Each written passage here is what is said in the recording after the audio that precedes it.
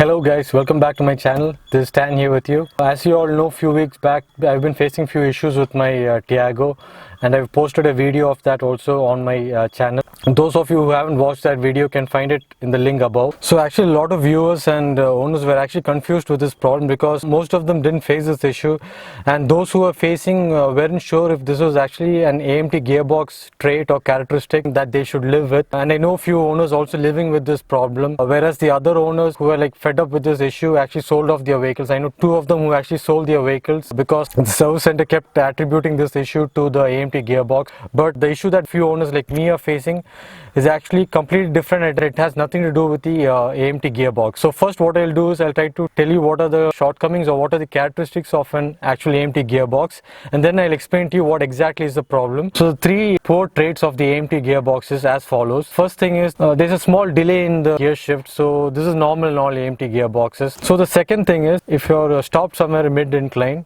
and you want to move forward, so as soon as you lift your foot from the brake pedal, what happens is your car would roll back. So this is also normal. Third issue is while you climb a hill, what happens is the gearbox actually gets confused while you go mid incline, and instead of choosing the second gear, it selects the third gear and then it comes back to the second gear. So it gets confused because it can't predict the load on the engine. So this is also normal with the AMT gearbox. So the fourth thing you need to remember is that there is slight jerkiness in on-off throttle application. This is attributed to the 3-cylinder engine, so this is normal. So I hope you have all these 4 points in mind. Now I'll explain the problem that we are facing. So the issues that we were facing was actually totally different from the normal AMT characteristics. That is, there was sudden loss of power while you're in the process of climbing a hill. What happens is suddenly you lose power mid incline and the car starts rolling backwards. Even while driving on a flat road, suddenly there's a loss of power, and then once you give the throttle input, you get power only after 4 to 5 seconds. So this is the second issue.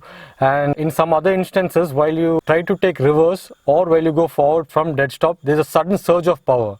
Suddenly the car would jump forward, it would jump backwards.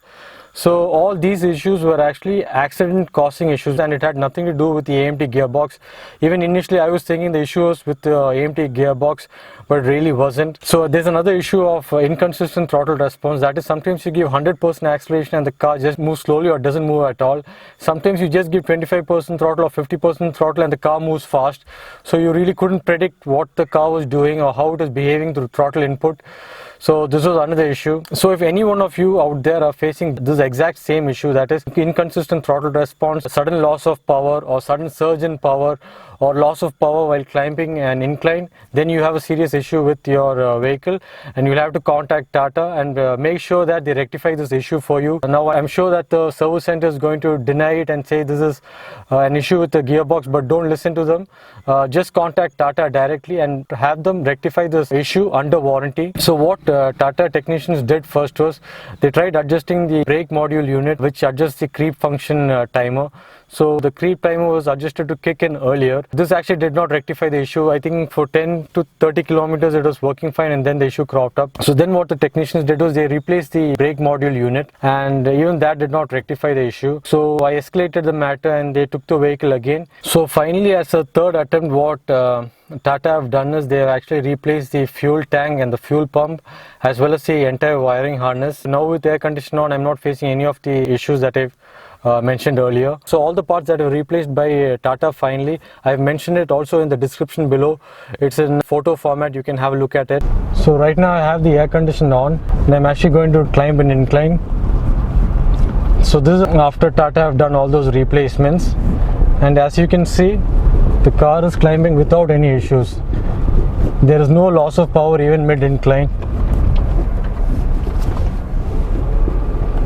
See, this is a steep hill. Before the car used to struggle on such a hill. Just see how it handles right now. It's going smoothly without any issues.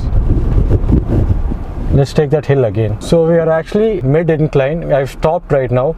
I'm actually going to lift my foot off the brake and then suddenly accelerate. As you can see, the car goes back for a few millimeters. This is normal. I never mentioned this as an issue. The issue is while you climb a hill, there's a sudden loss of power and you suddenly come backwards, and this was the issue that I was trying to highlight and not the rollback issue. Okay, so we're going to climb this hill again, and I'll show you that the power doesn't taper off or there's no loss of power once you reach the end of the hill. It just keeps going normally, and this is how it should be.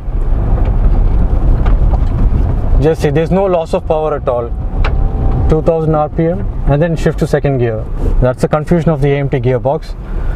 But there's no loss of power. Even here, you shouldn't have any loss of power. See, it's moving normally with air conditioner on. You don't even have to use the sport mode or the manual mode. Without these two, the car is supposed to climb the hill without any issues. Even throttle response is very consistent. Like if you give 25 to 50% throttle, you can actually predict the acceleration. From a dead stop, when you used to accelerate earlier, there just wasn't any power sometimes. But now if you accelerate, there is power. There, you see? The throttle response is very good right now. It's responding the way it should. So we are climbing a hill right now. It dropped a gear and it's climbing, no issues. Change to second gear and this is climbing as normally it should. There is no loss of power at all. Even while driving normally, there is no sudden surge of power or there is no loss of power. The throttle response is more predictive. It's normal. This is actually how it should drive in the first place. The throttle response should be consistent, it should not be confusing. Before, I used to always have loss of power while moving from a dead stop. If you would have seen my previous video, like when you try to pick up from a dead stop, you just wouldn't get power for the first 4 to 5 seconds. But see, now it's instantaneous. As soon as you accelerate, the car moves forward. So right now, after all the changes, the car is actually running fine. There's no abnormal lag, there's no loss of power.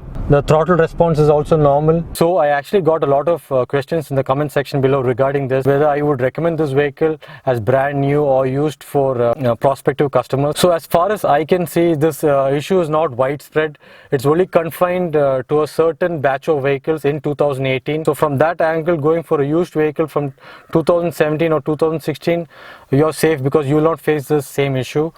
And for those considering to buy a brand new vehicle, I think TATA have rectified this issue on the newer batch of vehicles, so you will not face this issue in the newer model. Though TATA should have taken the moral responsibility and have done a voluntary recall on such vehicles because of this serious issue, they haven't. There are many owners who are new to this AMT gearbox technology, and there's no chance that they'll ever find there's an issue with their vehicle. They'll actually think that this is a normal AMT gearbox trait or characteristics and they'll just leave it at that. Few owners that I know are actually adjusting with this issue. They think that this is normal and they are adjusting with their throttle response and taking that risk. I really think owners should not take this risk because this can cause accidents for you or for your loved ones. So I'm actually disappointed with TATA in that one aspect. We would have to complain and we would have to push them to do this rectification for us. So this is really poor on TATA's part, and it's still a TATA, and based on my experience, there are still few niggles in this vehicle. Like I don't think they're really up to the mark in quality control like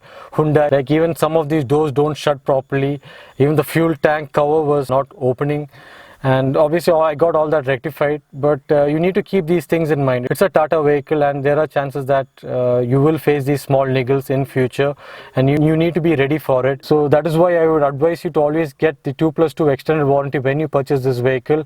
And if you're actually planning to keep this vehicle for a very long time, like 6-7 years, then I would advise you to go for something like a Santro AMT, which is a much better brand. It's more reliable and even quality control is much better than in the TATA vehicles. You can actually check out the Santro AMT's reviews that I've done on my channel earlier. It's there above here on this link. So check that out and make a well-informed decision. So what I think is TATA are aware of this problem, but I'm not sure why they haven't done a voluntary recall for few customers like us, because this is actually going to ruin their brand name. As far as I know, 2 owners have actually sold off their vehicles for 1.5 lakhs depreciation hit, but they have peace of mind now with their new vehicles. I'm sure I'm in touch with them, and you also have other options right now in the market. You have the Santro AMT, so almost in the same price bracket, so you can consider that. But if you're just keeping it for 4 to 5 years, then I think the Tiago is great. Just get it with a 2+2 years extended warranty, and I think you'll be good to go.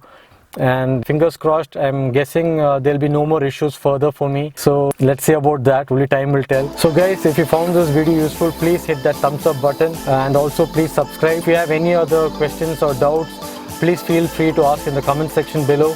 I'll get back to you as soon as possible. So that's it guys, this is me Stan signing out. Until next time, bye bye.